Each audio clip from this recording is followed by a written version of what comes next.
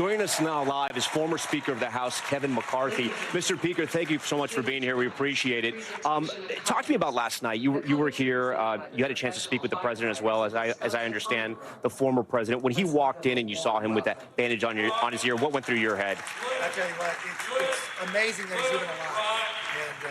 And I talked to him the day after the show, and I can tell it's a different kind of show. He understands the importance of the job that he has. He understands the importance of the timing. And if you listen to him, the number one word he says now is unite.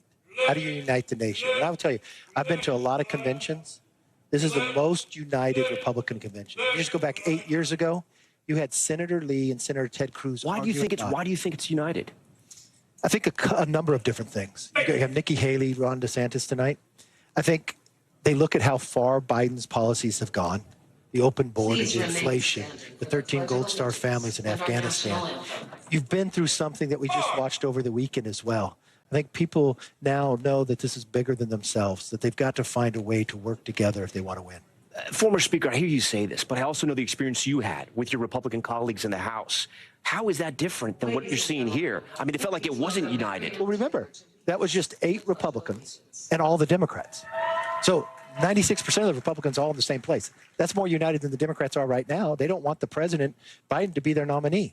33% of Democrats only want Biden to be the nominee. I've never seen the Democrats more divided.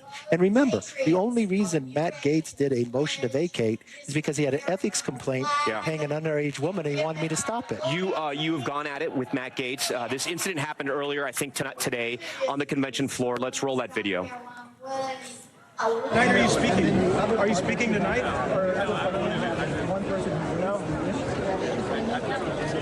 Hey, you're not. If you took that stage, you would get booed off of it. You would get booed off the stage.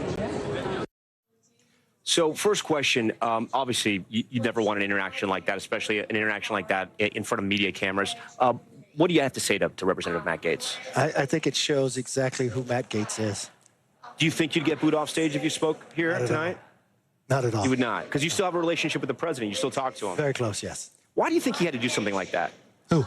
Matt Gaetz. Well, it's all about, he had an ethics complaint 4 years ago that he paid an underage girl, and she has come to ethics, and he came to me to try to leverage me to stop the ethics investigation.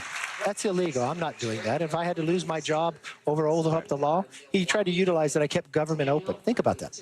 I kept government open, and he tried to make a motion to remove me. Now, the Democrats all went along. That's a question for them. But a few days later, Israel was attacked. Could you imagine our troops not being paid, government being shut down that time? Look, I wouldn't do one thing different. Do you think the Republican Party is more Kevin McCarthy or is it more Matt Gaetz? Well, I would hope there wouldn't be another Matt Gaetz in the Republican Party. I mean, paying underage women, the other people who are involved in that are in jail. So, I mean, look, everybody has different people in their party. Unfortunately, Matt happens to be here. I think at the end of the day, he probably shouldn't be on the streets. Let's move on to the new ticket, right? You have Senator J.D. Vance, who is going to be second in charge if this election happens and Republicans win. You had given advice to former President Trump. You said, pick Glenn Youngkin, the governor of Virginia. Get rid of your short list. Why did you tell him that? Well, I look at the map of how to win, right? I've been one of the leaders that have always won seats when Republicans lost and elected the most women, the most minority Republicans since Reconstruction. California Republicans. I elected 5 more. I mean, Nancy Pelosi lost her majority in California, 5 in New York, Juan Ciscomani in Arizona, Lori Chavez Dreamer in Oregon. We haven't know the map before.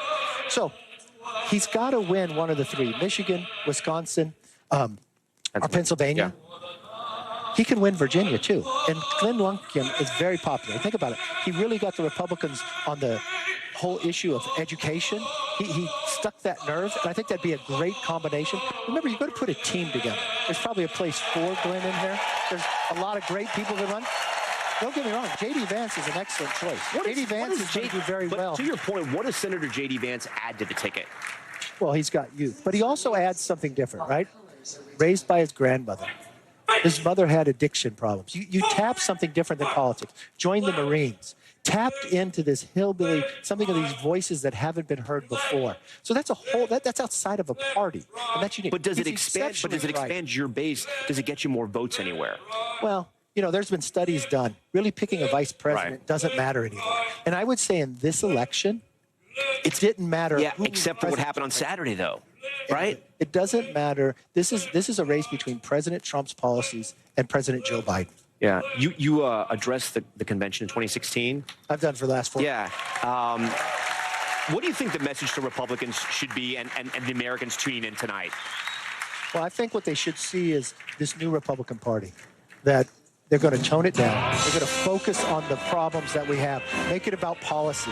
You know, in government, you have to find compromise.